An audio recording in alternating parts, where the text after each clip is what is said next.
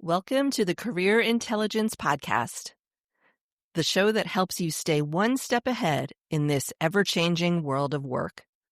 I'm your host, Betsy Jewell, and I'm so glad you're here. Today's episode is a special one, especially for my fellow career coaches, resume writers, and workforce development professionals.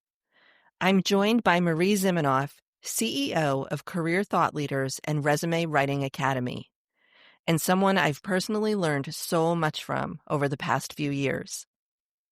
While this conversation is especially valuable for those of us working in career services, it's also packed with insights that job seekers and career changers will find helpful. From staying ahead of labor market trends, to using AI responsibly in career development, to keeping your skills sharp in a rapidly shifting job market, Marie offers wisdom and practical strategies for us all.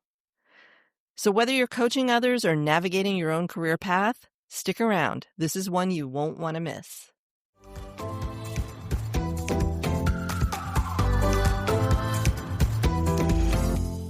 Hi, Marie. Thanks for being here today. Hi, Betsy. It's so good to be here. Thanks for having me. Oh, I'm thrilled to have you. This is going to be such a good conversation, and it is going to help so many coaches and really job seekers too. So it's a multifaceted audience for this conversation. So we're going to talk about AI and its role in career coaching and all the things that go along with that. And I want to start off with something you said to me recently that really stuck with me. You said coaching is about the process, not the prompt. Speaking of AI, using AI in coaching, can you elaborate on what you meant when you said that? Yeah, so I've been excited to talk about this topic with folks recently because when we're coaching someone, it's not about necessarily even just the question that we ask, but about the way that we engage with them once they answer it. And so when we're talking about using AI in coaching, it's not just about, hey, we're going to give you this prompt and it can help you brainstorm career ideas. Mm-hmm. That's great. But if that's all they needed, they would have gotten that from a million other things that they could get that from, an assessment, questions, things that they can see online. And so when we're coaching someone, the whole idea of the process is that we brainstorm and then we walk through it. What's interesting? What's not? Why? What's missing? And all of those questions help dig deeper into what are people's motivations? What are their interests? What are they making these decisions based on? And that's what really matters, not the ideas themselves. And so whether it's the individual job seeker or a coach getting too caught up in the answers and or the prompts, when that's really not the point. It's the conversation that it creates and the insights, the awareness, which is what coaching is all about, raising awareness. It's about the awareness that you get through the conversation. Yeah. And you've also talked about, emotional intelligence. And when you have these conversations, and when I have these conversations with clients, it's really about getting to not just what they're saying, right, but what they're not saying. Can you talk a little bit about what your technique or your strategy is for pulling those things out? Yes. And it's why I love to do things in person or over Zoom. If you're doing it over Zoom, you just have to pay a little bit more attention to what's going on the other side. Because if I'm bringing up ideas or asking a question, even without AI, I want to be able to ask about the things that I'm seeing, not necessarily just what I'm hearing. So if I'm got a list of things that AI has kicked out, and I'm asking them a question, I'm listening to their answer, but I'm also listening to and watching for the body language that just shows is a little off, or is there something there's really excited about? So the other day I was doing this with someone and some ideas came out. And as we were going through the ideas, their voice lifted when they were talking about one of the ideas. And that's the coaching piece, is going, oh, I noticed that there's some energy behind this idea. Tell me more about why that is. What is it that's getting you excited about that idea? Because again, that's that place where we can mine for those motivations or if it's on the kind of negative emotion side, we can mine for the roadblocks, to ask those great questions that just help us dig in deeper. And that's exactly what you're saying. The magic is in the digging, right? Like that's where those ideas and answers and insights come out. And if you're not paying attention to those, and certainly AI can't pay attention to those, you're going to miss those things. And we're seeing more and more online, or AI coaching resources, right? We're seeing tools and apps and all the things. But the other thing you said, I always make note of things that you say that stick with me because there's a lot. I learned so much from you. But you can democratize advice, but you can't democratize coaching. And unfortunately, like if it were up to me, everybody could have their own career coach and get what they need, right? But we're not at a point where that's happening yet. But for a lot of people who might not be able to hire a coach or work with a coach for whatever reason, they want to be able to go to these tools and websites and whatever else it is and AIs and get help. So maybe you could talk a little bit about how you can use AI strategically and safely and ethically if you are doing it on your own, or for coaches who are using it in their practice. Yeah, and this is great because advice is good and specified. I mean, it's really tailored advice, which is good. That's what you're getting from these systems. However, you've got to realize that when you've got emotional challenges built in, or when you've hit a roadblock, or when nothing seems to be working, that may mean that it's time to go talk to a human. When you're feeling uninterested, uninspired, unable to click into anything, right? That might be something you need to go talk to a human about. If you're feeling stuck, if you feel like you're spinning your wheels, all of those things. However, you sit down with an AI, you can take some of the prompts that you can find online, but remember, you want to make it as specific to you as possible without adding in too many biases. So I don't want you to get so specific that it might not answer it because it thinks you're a specific gender or specific something, but we can get specific about our context.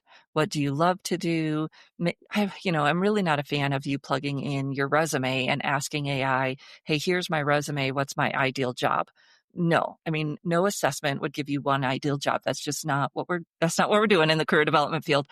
And you're assuming that the things on your resume are things you like to do. So if that's true, if you've really enjoyed what you've done in the past, you could use your resume. If you're trying to make a transition, you've just got to be careful about how you use that old part of the input. And you want to give it context. Give it, what do you like to do? What are you wanting more of? What do you want less of? What are your parameters for some things? You can say, I don't have a degree. I want things that do require a degree. I want things that just require 2 years of experience, just require a 2-year degree. You can put all of that in and have it brainstorm with you, for you, but brainstorm, get ideas. Don't ask it for an answer. And then as you walk through those ideas, you are going to kind of do what I was talking about, like you could do with a coach. You could do that on your own, saying, okay, these things get me excited, but not those. Or I feel like you're missing this, but not that. And so it comes down to kind of having that conversation with the technology. And many people are going to be able to have those kinds of conversations without a coach. And those are the people who were kind of DIYing their career stuff anyways before AI came out. They were reading books, they were doing whatever. Now they just are using the AI tool. And again, when you get to that point where you feel like you're stuck, you're not getting anywhere, you're still having a hard time making a choice or figuring out what the next step is, that's when you could engage with a human. But now you'll have all of that pre-work kind of done so that you can jump in faster with the coach and get where you need to go. So for those job seekers and coaches who really are feeling uncomfortable or anxious about using AI, because there's a lot of concerns, obviously, from valid concerns from people about privacy and my information being out in the AI sphere and all the things. But what would you say about getting started? What are sort of the fundamental rules to using AI, both as a job seeker or as a coach? Yeah, so I would start with the things that are free freely available, and you don't need a subscription for. And even, some of the specific AI coach tools, they can be great, but it depends on how the person set them up in the back end. Whereas in like a ChatGPT or Gemini or Perplexity, you can be a little bit more freeform.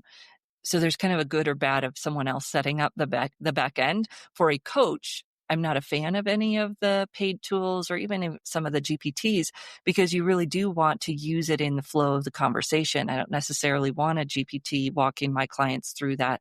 I want to do it with them because that's why they're paying me to be the coach. If you're an individual, you might try some of those systems. But again, if you feel like you're hitting a roadblock, don't hesitate to try a new system or just head out to one of the freely available ones. And you want to start with questions that you're asking anyways, and just see what AI can do to help you. So you're wondering, what could I do with these skills? Type it into AI and see. And those questions I love because a lot of them don't require you to put in anything that is sensitive information. We never want your name, address, that. Sometimes we might want your former companies, those types of things, but we only need those when you've gotten to where that industry context might be really important. And you can get that in other ways, except for putting in the actual company names. But a lot of the first ways you can use it just require you to ask a question with context. So I like to do these things.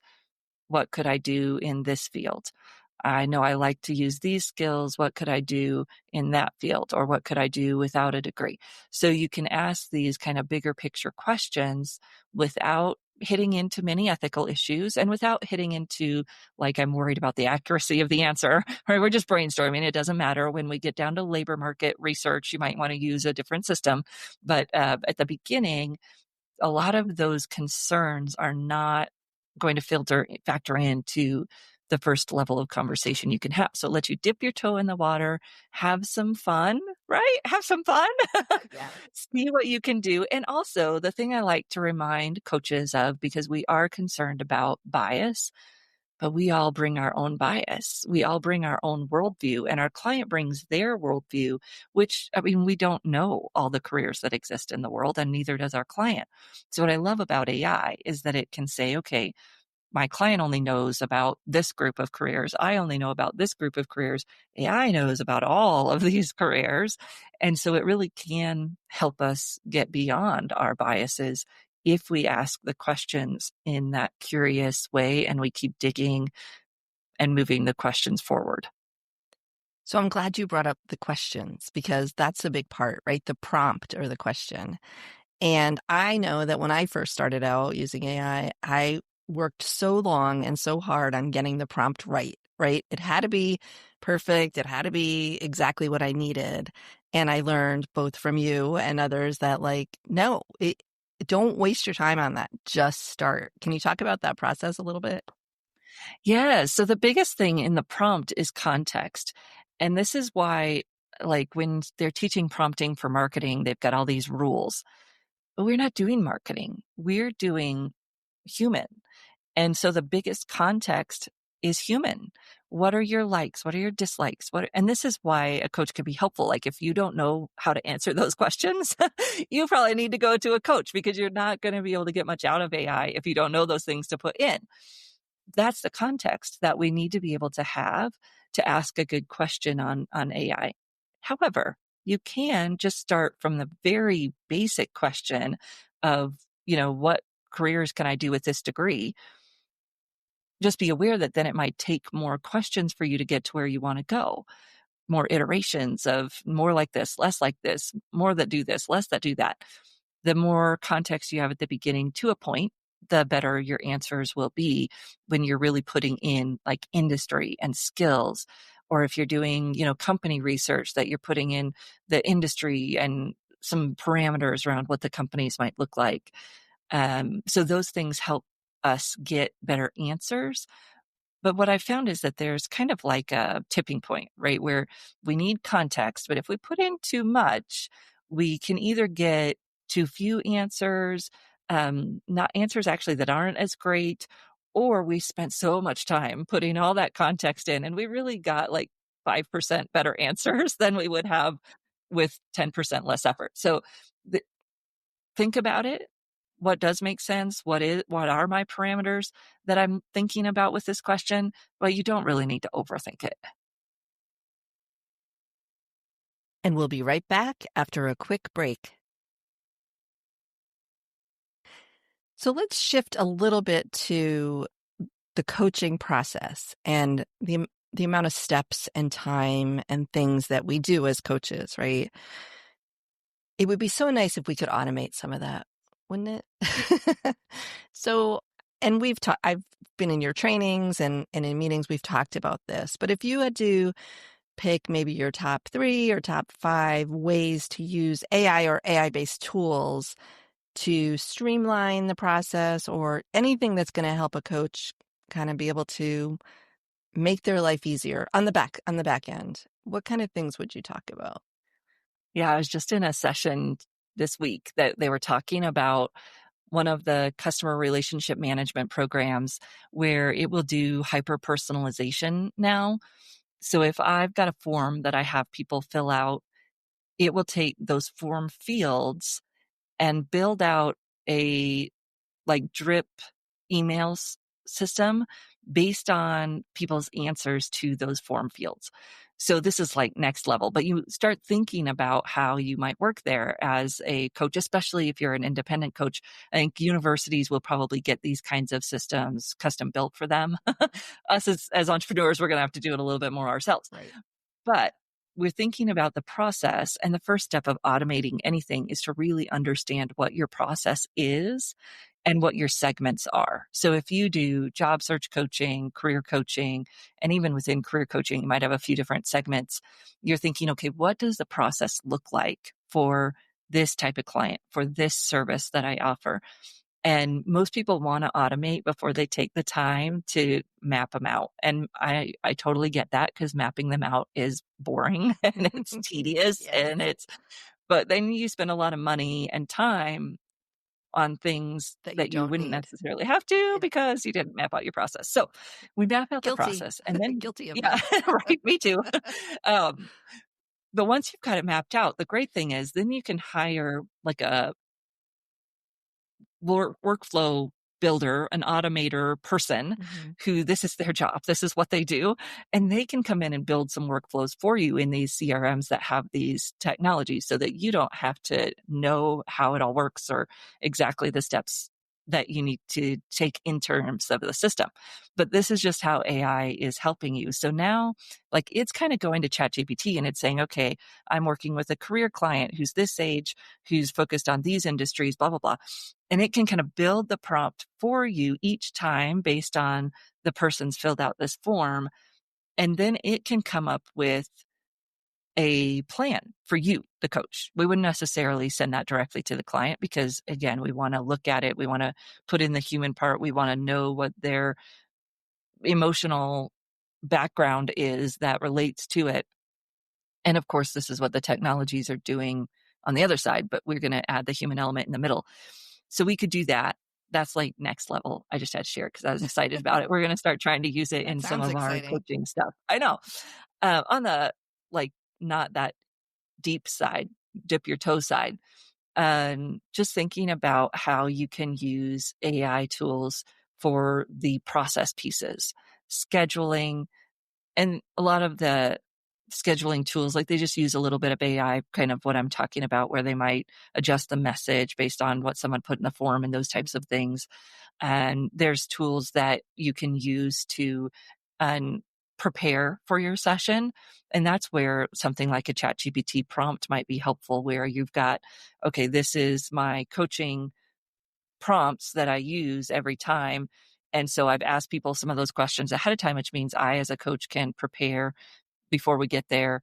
And I know some people are using some custom GPTs where they've got people answering some questions before they come in. And very cool listening to a gentleman about a year ago who had developed an intake GPT for his veterans that he was working with.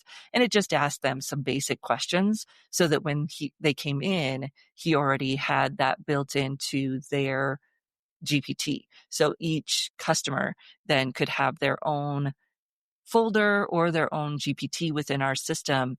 And this idea came from Gina Riley about a year ago as well, talking about how each of her clients had a GPT. Now I would probably just do this with folders because I think it's simpler in ChatGPT. I don't know. There's probably similar ideas in the other systems where then that folder knows all the things about Betsy. And so when I'm working with Betsy, I ask it questions in her folder instead of in the general space. And then it's building that knowledge base of everything that's interesting to Betsy, her background. Again, thinking about the ethics of what I'm putting in there, but I don't have to put in a ton of her information for it to still start thinking about her stuff specifically. So I have not been using folders for a long time. Obviously, they haven't been around for a long time. And I've struggled with that often, where I'll put in, a question for a client and they come back and talk to me based on content from my resume from the past. So there's been a lot of confusion in that sense. So that's good to know. What other tools or strategies do you have for coaches that you want to share? Yeah. So the other thing kind of back on the automation is the follow-up. So we tend, and this is on the prospect side of it if you're in business, and on the client side of it, kind of no matter how you're working with people, is that how could you map their process for the client so that, think about the power of follow-up and the power of accountability. And now technology can help us do that. So I could set an email to go out to you with a specific thread after every meeting. Mm-hmm. And so then we know the flow, like most of our clients, right? We've got a flow. This is how career coaching, career decision-making kind of works.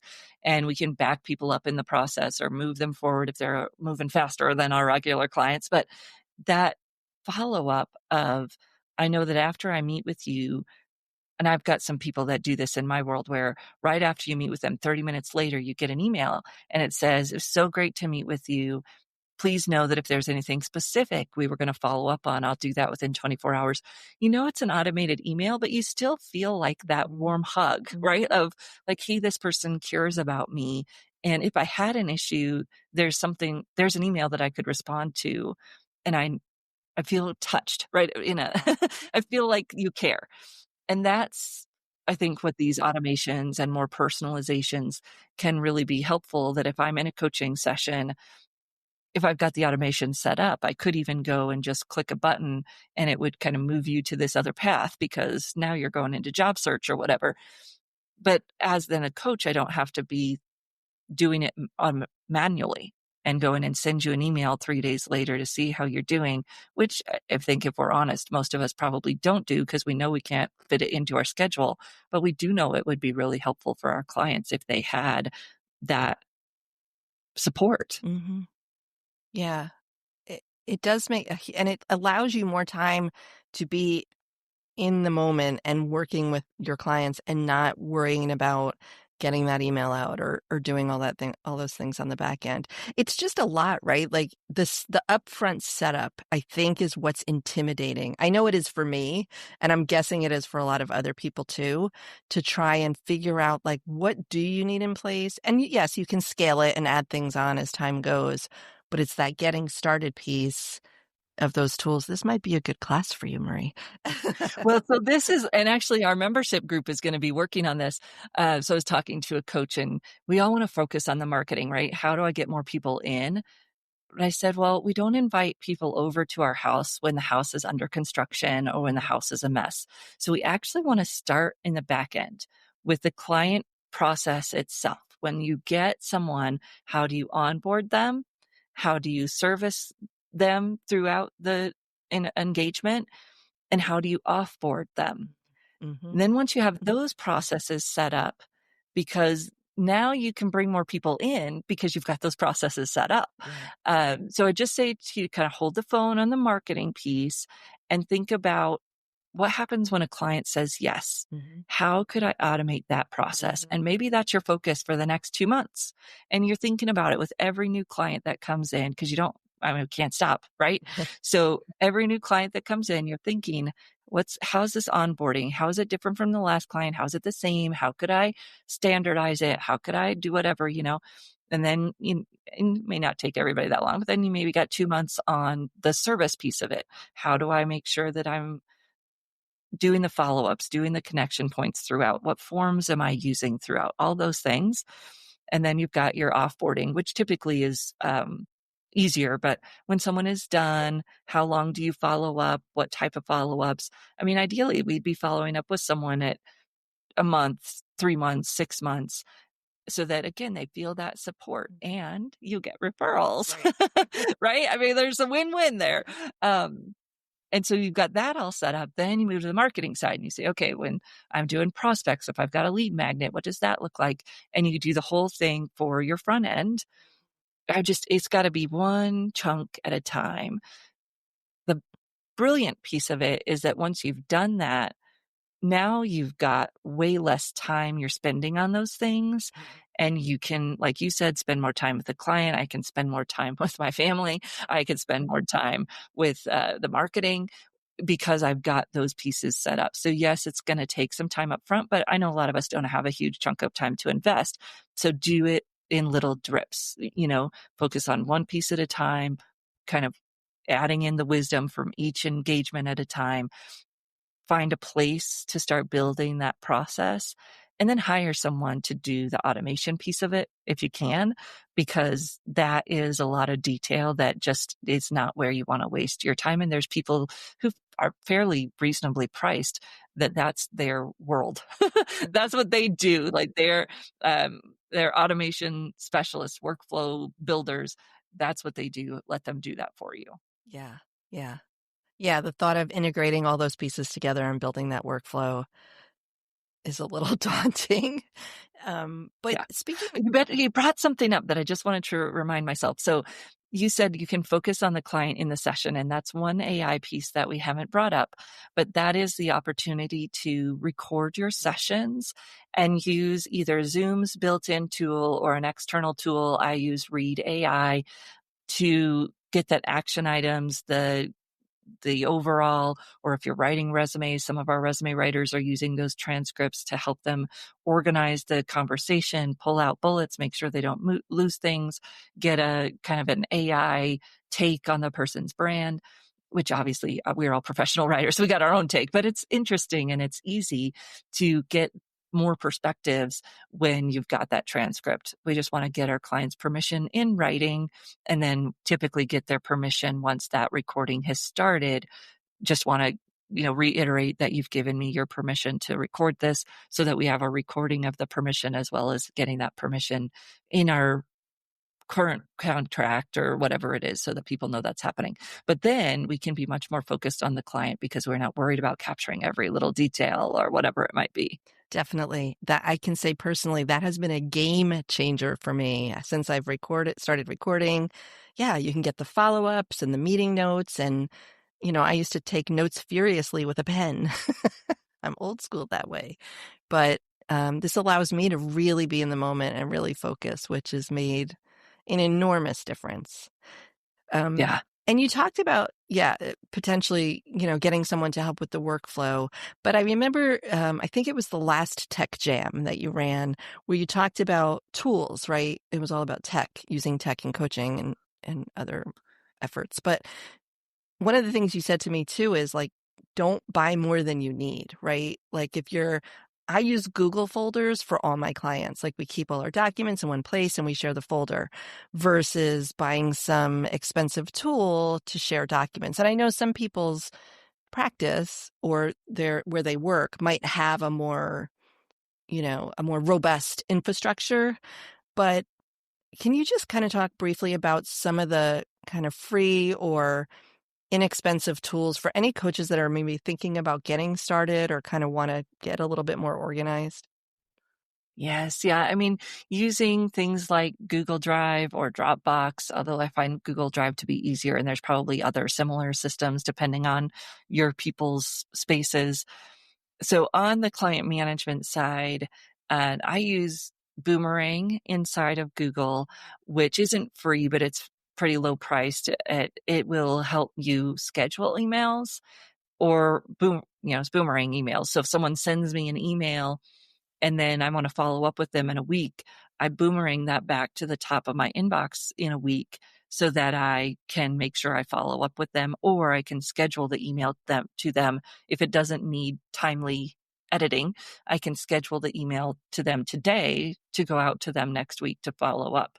So it's a really small, kind of less automated way, but I can do it now instead of having to remember to do it next week. So I love those two tools, and they kind of work together. There's a lot of systems that are incorporating AI into the tool. So I haven't tried it yet, but I believe even in Google Drive, like you could use Gemini to look at that person's whole folder inside of Drive.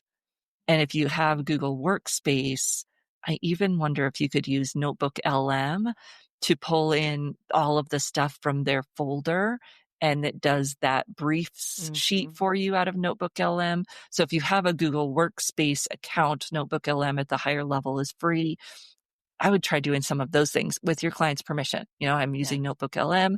If we put in all the stuff that's in your folder and had it create a brief for you, or had it create a podcast about you, if you've got some AI curious or AI user type folks, they might find that interesting. Obviously, some clients probably wouldn't even bring that up as an option.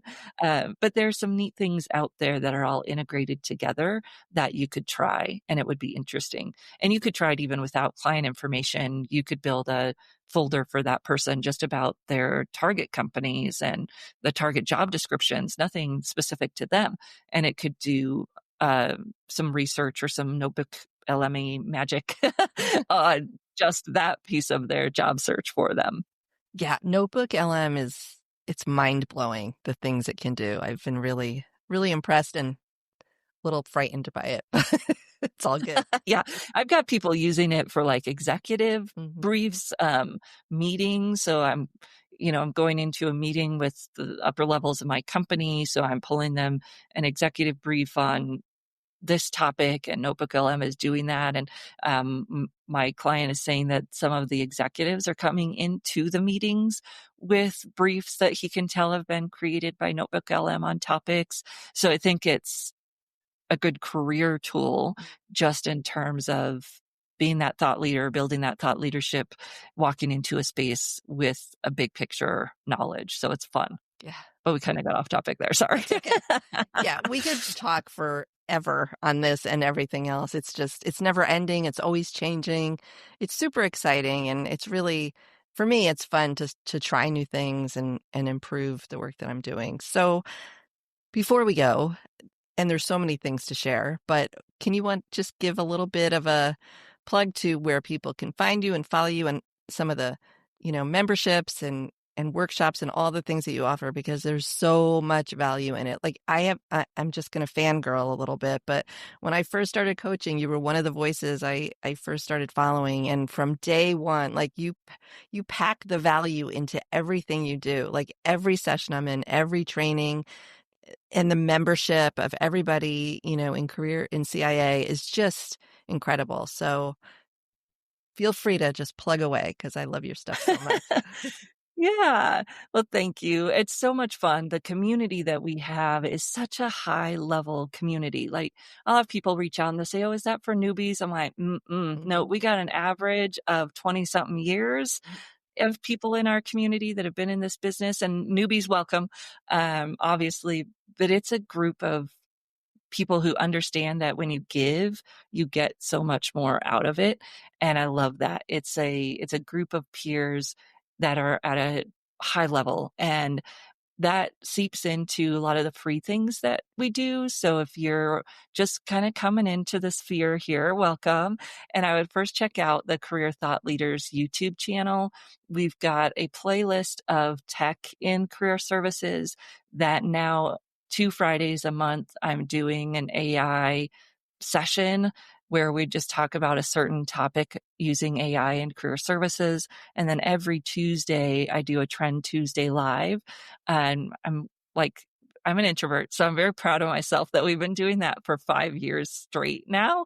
I started doing it in January of 2020 before everything fell apart, and I Wow. was like, "Oh, this is perfect. Look at this. We've already got it started."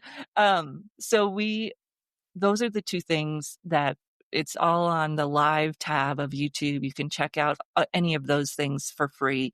Then we've got our communities, and Betsy was talking about our Career Industry Authority, which we started in 2021. And those groups get access to everything that we do and masterminds on Tuesdays, where, like I said, it's this high level group giving each other feedback on whatever they've got going on in their business or their practice. So those are the two things that I would say to get started. And then careerthoughtleaders.com. And I'm pretty easy to find on LinkedIn because I am the only Marie Zimenoff on LinkedIn. So Imagine that. I know. Well, thank you so much for just sharing so many great insights and ideas and strategies. Like this is going to be, I learned a couple more things from you, as I always do, but I'm sure it's going to be helpful for both, job seekers and people doing it on their own and coaches too. So thanks again for being here. I really appreciate it. Oh, it's so great, Betsy. Thanks for the conversation. I hope you found today's conversation with Marie Zimenoff as insightful and energizing as I did. Marie is a true leader in the career space, and thanks to her coaching, courses, and memberships, I continue to learn, grow, and bring that knowledge directly to the clients I serve. If you're a college student, recent graduate, early career professional, or a parent supporting a young adult on their career journey, I'd love to help. Through personalized coaching, job search strategies, and tools that integrate the latest trends and technologies, I'm here to make the career exploration process less overwhelming and more empowering. You can learn more and schedule a free 30-minute discovery call with me at BetsyJewellCoaching.com. Thanks for tuning in. Until next time, stay curious and keep building your career intelligence.